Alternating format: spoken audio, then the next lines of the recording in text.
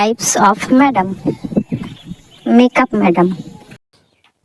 Good morning student.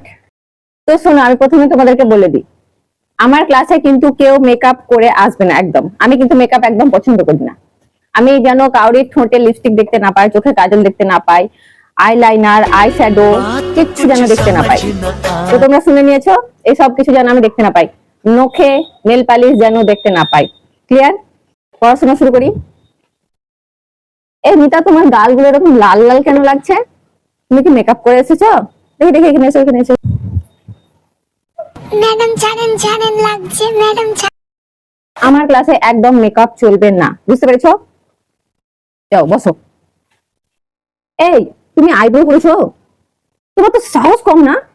তুমি আমার ক্লাসে আমার স্কুলে পড়ছো আর তুমি আইব্রো করেছো? সেকেন্ড টাইম যদি তোমার আইব্রো আর আমি দেখি, তাহলে কিন্তু ব্রোটাকে একদম তুলে ফেলে দেবো আমি। বুঝতে পারবে কত ধানে কত চাল। আমার ক্লাসে কেউ মেকআপ করে আসবে না, মেকআপ শুধুমাত্র আমি করবো।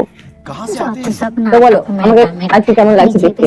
আমি আজকে খুব কম মেকআপ করে এসেছি, অন্যদিন একটু বেশি মেকআপ করি, আজকে একটু কম মেকআপ করেছি। আর তোমরা কিন্তু কেউ মেকআপ করে আসবে না আমার ক্লাসে, একদম কেউ মেকআপ করে আসবে না। No lipstick, no eyeliner, no eyeshadow, no nail polish, কোনো কিছু যেন না থাকে।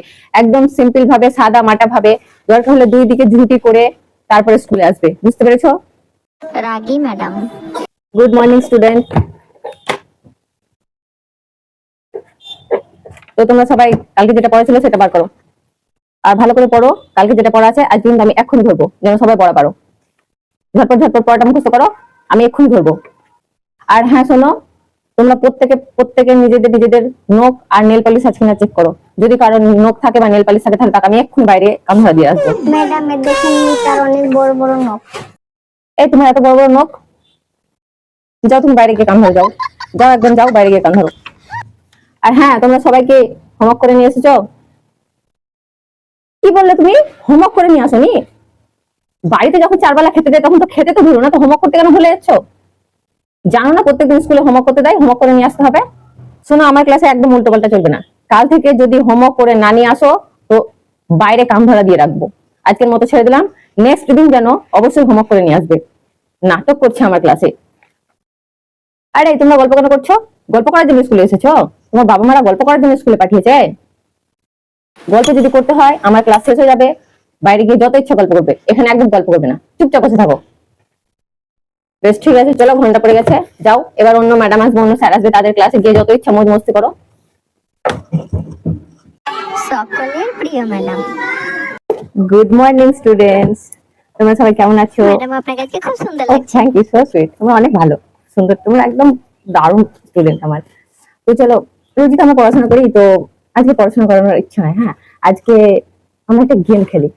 তো চলো, তোমরা যাও, একটু জানালাগুলো দরজাটা একটু ঠিকিয়ে দাও, যেন বাইরে থেকে কেউ না বুঝতে পারে যে আমরা ভিতরের মধ্যে ক্লাস করছি না, মজা করছি। হ্যাঁ, আর শোনো, তোমরা সবাইকে হোমওয়ার্ক করে এনেছো? আনোনি? আচ্ছা, নো প্রবলেম। আজকে আনন্দ তো কি হয়েছে, নেক্সট দিন কিন্তু অবশ্যই নিয়ে আসবে, ফাঁকিবাজি করবে না কিন্তু। আজকে ক্লাস করতে খুব একটা ভালো লাগছে না, বলো?